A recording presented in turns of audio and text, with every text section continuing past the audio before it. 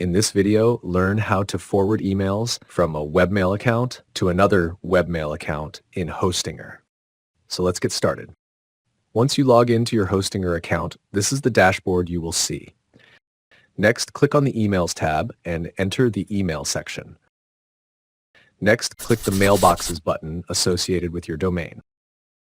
Under Manage Mailboxes, I currently have only one email account set up for this domain.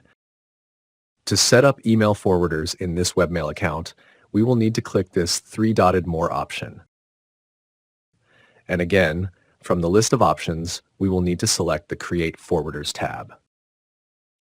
Next, in the pop-up window, we can enter the webmail account to which we want to forward emails in this Email Account field. Finally, click the Create button to set up forwarding emails from the webmail account. Once you confirm the email sent to forward the emails to this webmail account, all the emails sent to this webmail account will be forwarded to this webmail account. Please subscribe to my channel and click the like button. Comment and share this video if it was helpful.